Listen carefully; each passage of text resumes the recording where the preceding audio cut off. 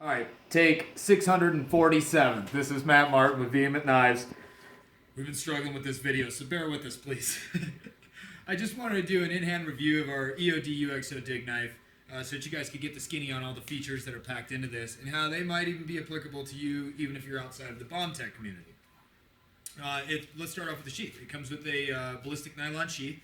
It's real versatile. It's got a lot of different mounting options on the back, including molly, standard belt carry. Obviously, if your leg tie down, you have room for redundant tie down if you're really dead set on being jump rated. I think they call it on the sheaths. They have to have a secondary tie down. And so it also has your auxiliary pouch right here. It's good for holding a multi-tool, a spare magazine. In my personal one, we had a stainless steel shovel shoved in there, and I would use it for excavating, doing the UXO work. And onto the knife itself. All right, let's go soup to nuts on this thing. We've got a really nice screwdriver-sized prying tip. And so this is probably one of the handiest tools you're going to find on here. I know everyone says a knife is not a pry bar. Well, guess what? This one is. And it's worked as one for years in the field. So we can stand behind that. And so can you. Other guys have put this through a lot more distress than you probably will in your life, so you can be confident when you use it. From the tip, we have graduations. They're standard or imperial on the obverse side, and they're metric on the reverse side. And that starts from the tip, and it moves up in 10 millimeter increments on this side, and in 1 inch increments on the obverse side. We use that in the field. I used to do government contract work where we did range clearances and stuff like that, and we were more like archaeologists than EOD techs in the civilian world. We didn't have bad guys or IEDs or anything. We just did old bombs that were in the ground that needed to go away. It was a lot of fun, did it for a lot of years, and really enjoyed it. But we would use these graduations to help us either determine what the ordnance was that we had found based on its major diameter, or if we had to send pictures back to a team leader or back to the head shed, we would lay our dig knives down and take a photograph with it, and that would give a really accurate scale for identification of what that is. And you could go into a whole bunch of reasons why we needed to do that, but that's not important. The important thing is it gave us probe depth, and it gave us a scale of reference handily on our hip at all times to be able to determine what size that piece was.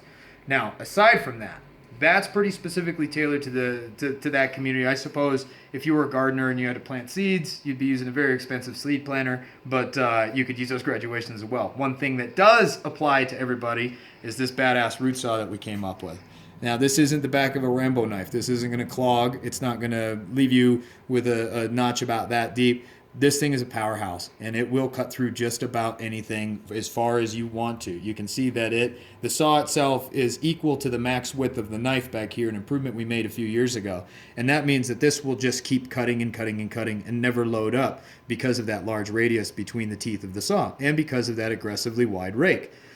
So if you want a really effective saw on your survival tool, that's a good one. Of course, we don't need to talk about the edge. It's straight, it's tough, it's sharp. So now you have this chopping, slicing ability, you have sawing ability, you have prying ability, you have screwdriver tip utility.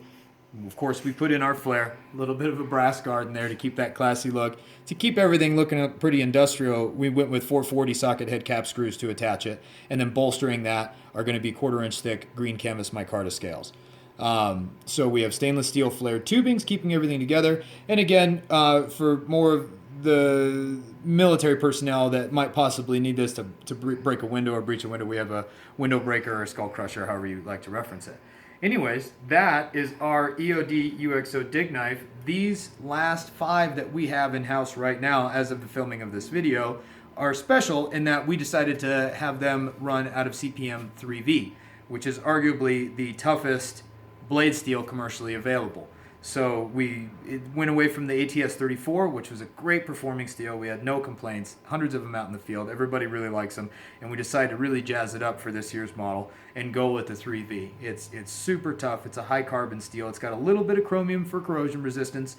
I want to say it's comparable maybe to D2 as far as chromium count goes, but don't quote me on that. I'll change that in the comments if there's an issue. But it's just, you want to talk about a brutal knife that would go great in a truck. It goes great in a bug out bag. It goes great as a part of a lightweight survival / maybe emergency breaching tool on your property. You want something up at the cabin that doesn't take up a whole lot of space that you can use for a lot of different things around the homestead. then this would definitely be the tool for you. And so we appreciate you guys watching. Please feel free to like, comment, and share, and live vehemently.